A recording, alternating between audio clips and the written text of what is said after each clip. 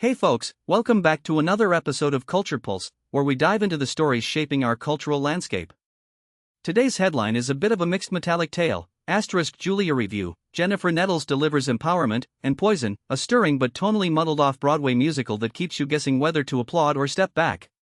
Sounds intriguing, right? Let's unpack it. First up, a snapshot of what's on stage.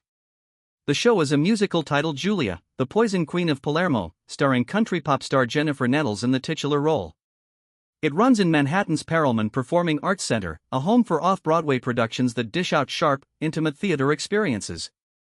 From the very first notes, you're immersed in a multinational thimble rig, a fusion of operatic cues, contemporary pop beats, and traditional Sicilian folk melodies. Nettles brings her rich, soulful voice to the swirling storyline of a 15th century nymph who wields poison as both weapon and metaphor. In her review, Elizabeth Vincentelli of the New York Times, the same critic who has dissected everything from Broadway gems to indie cinema, calls the musical stirring.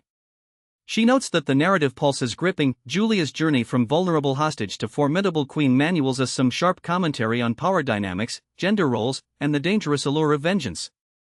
The empowerment angle is clear, as the heroine refuses to be defined by her past and as she harnesses the very toxins used against her as a means of reclaiming agency.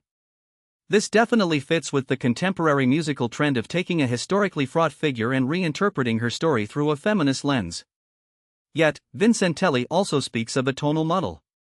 She acknowledges that landscape but points out moments where the musical shifts between hopeful melodies and dark, menacing motifs feel disconnected.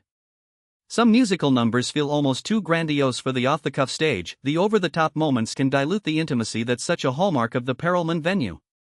The audience might catch themselves wondering if the musical is spreading itself too thin, pulling attention back and forth between empowerment and the haunting presence of poison. Another tribute that Wiggles got in the mix is the visual production design. The set uses searing red lighting that further text in article, stop adding details not present that evokes a sense of theatrical blood, aligning well with the narrative yet sometimes overshadows other elements. Vivid imagery can work wonders when balanced with strong storytelling, but here it is too bold, and some particular lighting cues might feel like a distraction from the performer's craft. On a practical note, the Perelman Performing Arts Center's intimate 260-seat auditorium shifts the paradigm down from mainstream Broadway's theatrics to a tighter, more intimate conversation. For those who crave a theater experience where you can't miss a nuance, this staging size is a virtue, but its draw may falter if the tone feels conflicted. For critics and theater enthusiasts testing the execution of a narrative that oscillates between empowerment and gothic intrigue, Giulia is a small stage that packs a big punch. They love it.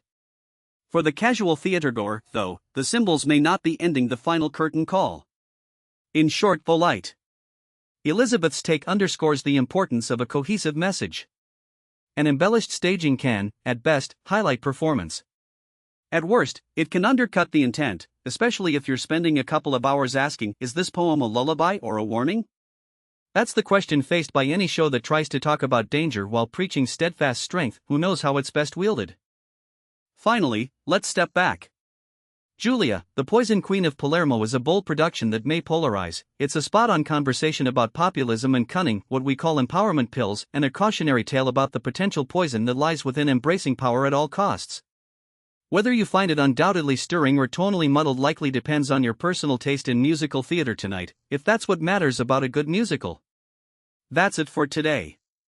Thanks for listening. Keep your calendars ears for next time we're pulling strings to your pubic cord. Have a powerful day.